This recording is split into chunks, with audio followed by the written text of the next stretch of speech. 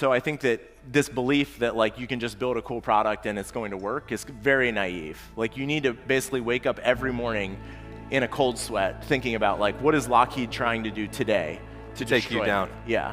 And I think only the businesses that have super high degrees of paranoia are going to work in this market.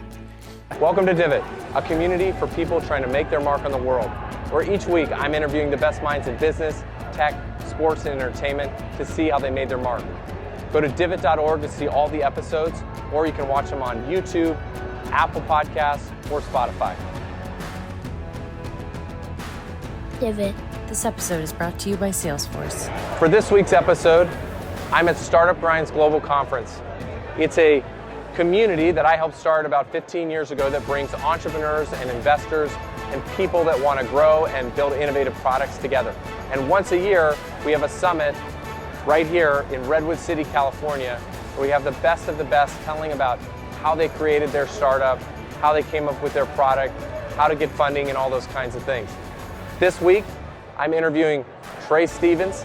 He is one of Silicon Valley's great entrepreneurs. He co-founded a company called Anduril. It's a defense tech company helping build the next generation of rockets and drones. He's also a partner at Founders Fund, focused on helping founders to build great companies. Hope you enjoy it. Tell us about GoodQuest. What is that? How does it apply to founders? So I had no background in venture capital at all. I was actually running sales at Palantir for 6 years and kind of accidentally stumbled into venture. And one of the things I noticed in the first couple of years of taking hundreds of pitch meetings is that there was an enormous amount of people that their identity was tied up in being a founder. It wasn't tied up in the idea that they were passionate about. It was just tied up in this idea like they really wanted to be an entrepreneur. And this felt off for a number of reasons. I think that most of the best companies are started by people who are kind of almost irrationally obsessed with something that it is that they're working on. And yet there's the majority of people that are starting companies are what I would call whiteboard entrepreneurs. They're like standing in front of a whiteboard, writing down 100 ideas, and then picking the least bad one, and then starting that company. And that doesn't really work. It's generally not like a great recipe for startup success. And so this idea of GoodQuest is about like, what is your calling? Like what is living inside of you that needs to come out of you? And if you don't have a good answer to that question, it's probably not a good idea to start a company. And then the other side of this is like, what happens to the most important problems that need to be worked on that are massively capital intensive, take an enormous amount of time. Usually they just don't get tackled. The people that are the best suited for solving those problems are, in quasi-retirement. They're successful founders that end up going into venture capital as kind of like a lifestyle post, founder job or something like that. And we need some of those people who have kind of graduated into quasi-retirement to come out of quasi-retirement and work on really important problems.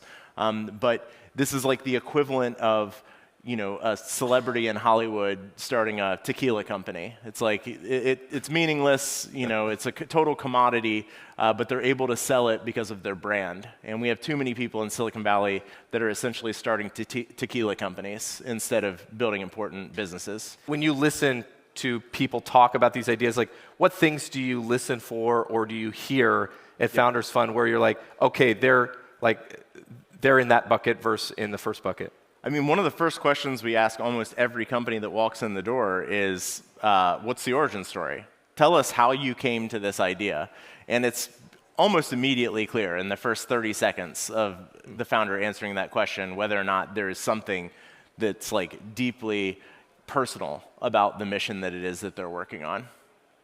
How do I determine if it actually is a good quest? Like, if it's not just this random idea, like what if I do feel deeply passionate about it, but it's actually maybe not the right thing to work on? How do I decide? Well, I think that a lot of things can be good quests. It's not, specifically, one category of things. For every person, their questing is going to look a little different. And I think the only thing that really defines a good quest is this something that's going to be good for moving humanity forward, or is it something that's just like, a vain, self-advancing goal where you figured out there's some like really sick arbitrage or something that you can find in the market? Like that's probably a good opportunity, not a good quest. You can also kind of think about all of the things that you could possibly work on as plotted somewhere on this 2x2 matrix, where one axis is good, is bad, and then the other axis is feels good, feels bad. Everyone loves things in the feels good, is good category. This is like, healthcare and early childhood education, and nonprofits. Like, sure, it feels good, it is good, everyone agrees, it becomes highly commoditized. We also agree with the feels bad, is bad category, like murder and abuse and assault and literal theft. We all agree that those things are bad and you shouldn't work on them. Most of the interesting companies happen in that other diagonal, in the is bad, feels good category. And this is, I think, like some drugs, psychedelics, maybe weed to a certain extent, whatever, or like kind of very suggestive, like OnlyFans probably fits in this category. And then you have the other one that's is good, feels bad. And I think Founders Fund has done incredibly well investing in this category. It's things like defense and nuclear energy and all these things that have like some sort of weird societal taboo to them, but they're actually really important and really kind of critical for advancing humanity.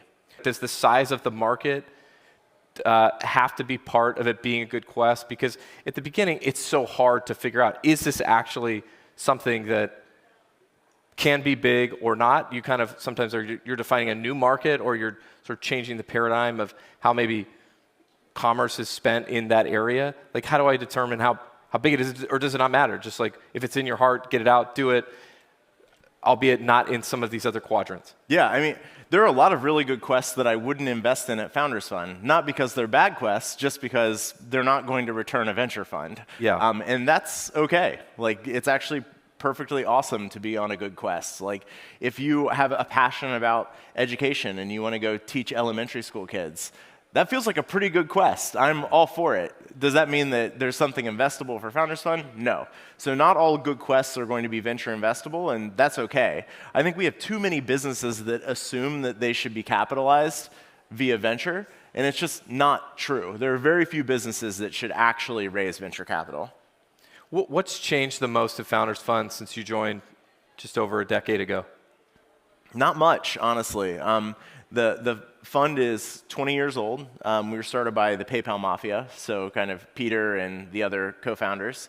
The original idea, the reason why we're called Founders Fund, is that we believe that venture capital has biased too much towards the institutional funds rather than the people that they're investing in. And so our goal is to be incredibly founder aligned. We've never voted against a founder. We generally don't take board seats. We don't want to be in a position where our incentives are not aligned with the founders' incentives. And that has held true to today. That's not any different than it was 20 years ago.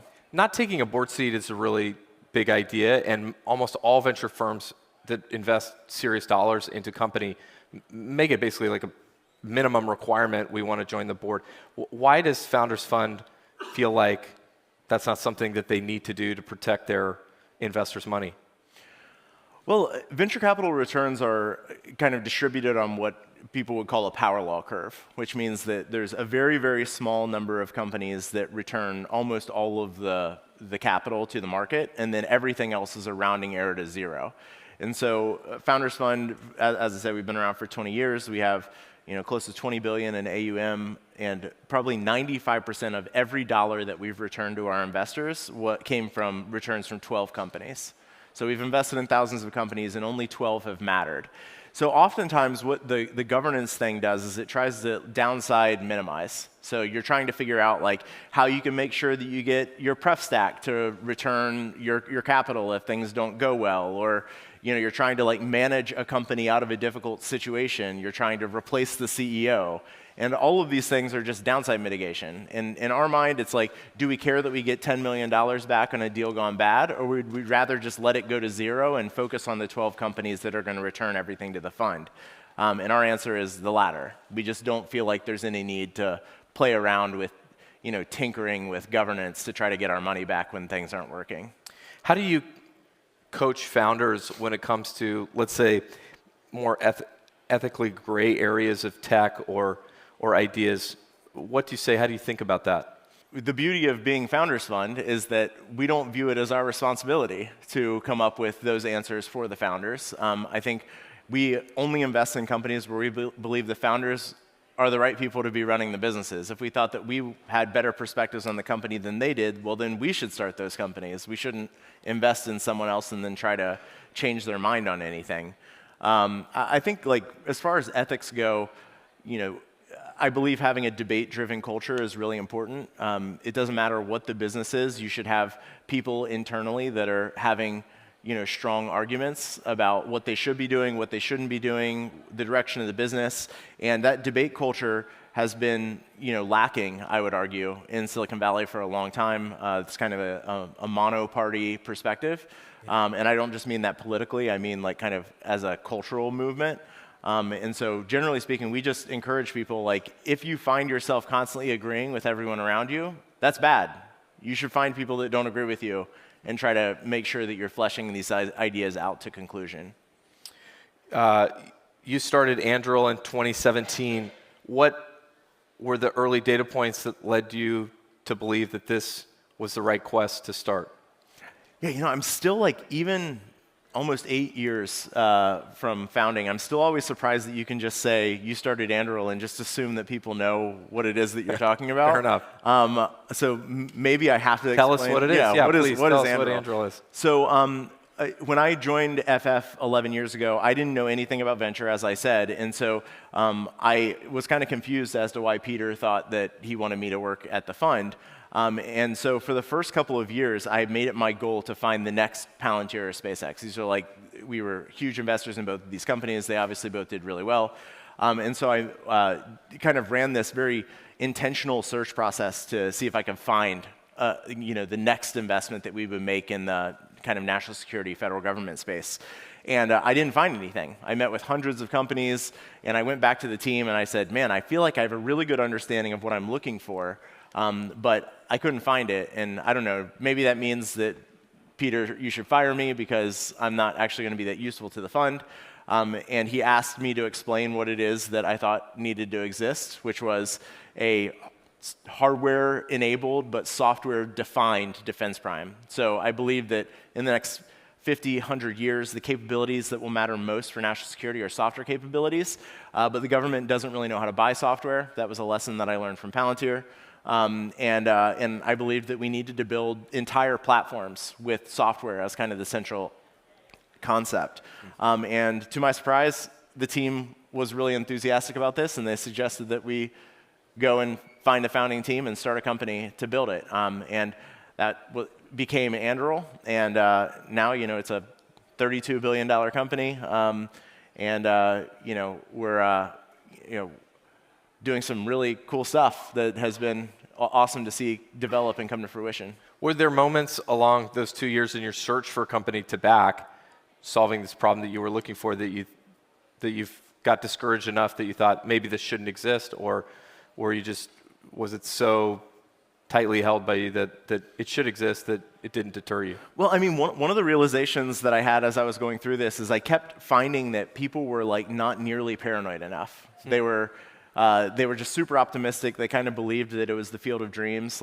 All they had to do was just build a working product, and the government would show up, skipping down the yellow brick road, being like, "Yay! Thank you for building this really cool piece of tech," and then they would just buy as many of it or as much of it as they could. And the experience at Palantir was not that. It was actually that it didn't matter how good the product was, unless you knew how to sell it or had the patient capital to survive for a decade without any revenue. It just wasn't going to work. And I came to the conclusion that it wasn't pure chance that both Palantir and SpaceX were started by billionaires. It actually was really important that they had an endless supply of funds to wait out the bad procurement activity from their customer, their sole customer. And so, you know, I think because of that, when we started down this process with Anduril, I felt like we had the patient capital, and we also had the long experience at both Palantir and SpaceX to kind of understand what it is that you shouldn't do when you're building one of these businesses. I think your first raise was around $17 million, which at the time was like this kind of eye-opening mega round. I raised around that same year. It was $1 million, and I felt like that was a lot. Today, we're seeing these just massive rounds of hundreds of millions of dollars before people even launch a product. As you think about the right amount to raise, how do you encourage founders to, you know, prepare in the right way for that? Yeah, I feel like the important thing is you should only raise what you need to hit your next milestone. And the seed rounds have definitely gotten out of control. I would say basically every stage has gotten pretty out of control. And I would call these rounds like kamikaze rounds. It's like, I don't know, maybe it works, but you're probably dead. And there's too many people raising kamikaze rounds. So I think like the real lesson is like, you know, you want to keep demand in the company really strong so that there's momentum every time you go back out to the market.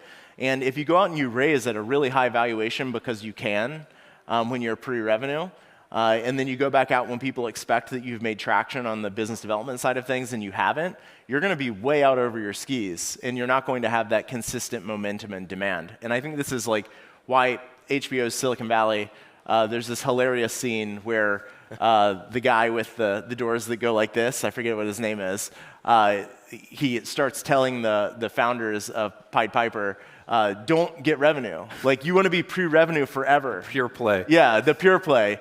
And I think people are doing these kamikaze rounds pre-revenue without realizing that at some point you have to pay the piper.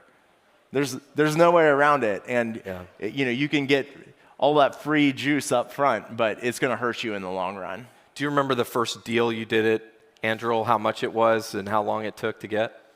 Yeah, I mean, this is kind of the crazy thing about the trajectory. So both Palantir and SpaceX took almost 5 years to get their first 10 million in revenue. I mean, it was a really, really long slog.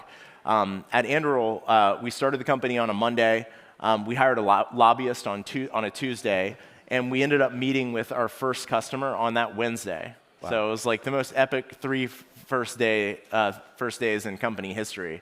And we had 10 million in revenue in 22 months. We had 100 million in 4 years.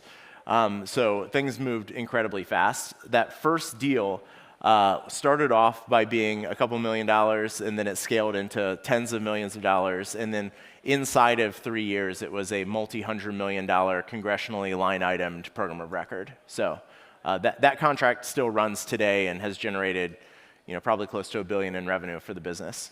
Wow. So I mean, Andrew, you're only selling to the United States. Do you sell? Are there other nations that you can sell to or will sell to? Almost all of our revenue is U.S. government, but we do have a bunch of international customers as well that are just at a smaller scale. A typical defense contractor like a Lockheed Martin or a Northrop Grumman has about 15 to 20% of their revenue coming from international. But we're not building like, you know, dual-use commercial software that we're selling to, that we happen to sell to the government. We're building weapon systems. Yeah. And so all of that is heavily regulated. The US government is involved in all of the foreign military sales that we're conducting. And so even when our customer is international, the customer is still the US government because they have to approve and oftentimes finance the sale itself. I mean, having primarily one customer, especially in the beginning, that you have to sell into, that's sort of terrifying in some ways. What would you say or advise people that are going after government contracts, trying to get into the government, especially now with the changes that are being made? Where do you start, or how do you advise startups where to start and how to start eating the elephant one bite at a time? Yeah, well, it is kind of one customer in that the government is one entity, but in reality, there are hundreds, if not thousands, of customers that are inside of the bureaucracy in different places, in different departments and different offices and program offices within the larger agency. So there are actually quite a few. One of the kind of mistakes that we made at Palantir is we waited for years before we hired a lobbyist. We kind of believed the Field of Dreams thing, where we just had to build a cool product. And it turns out that the customer that's using the product is not the person that's making the procurement decision. And the person that's making the procurement decision isn't making a decision based on their own money. That money has to be authorized and appropriated by Congress. And then there are political appointees that also have a say in it that are politically appointed by the president. And so your constituency is not the end user. The people that you're selling to is the whole stack of government.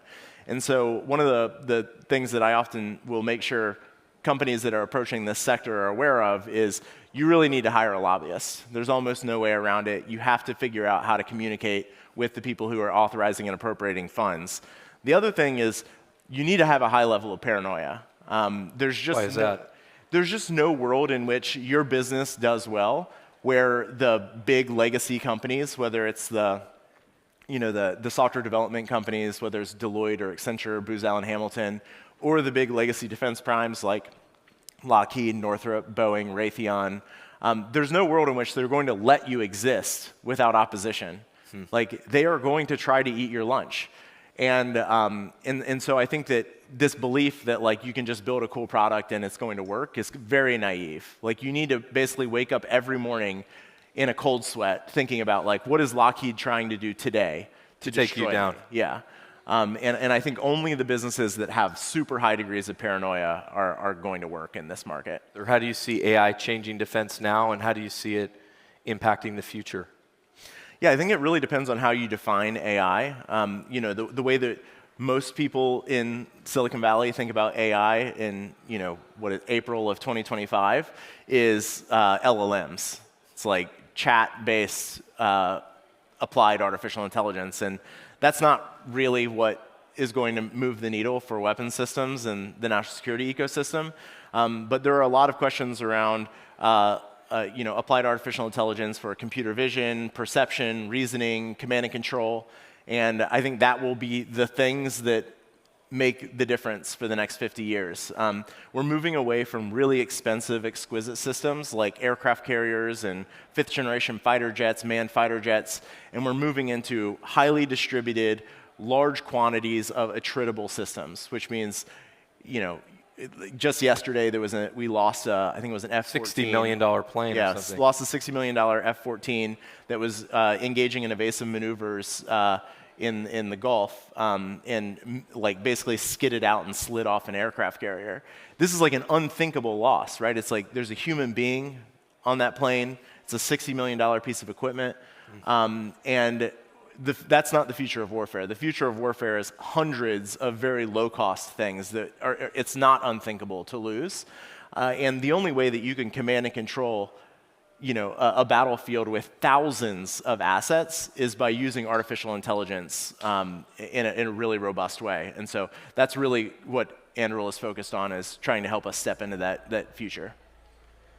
Trae Stephens, general partner at Founders Fund and co-founder of Anduril. Thank you so much for being here. Thank you so much. Yeah, appreciate it. Good to see you.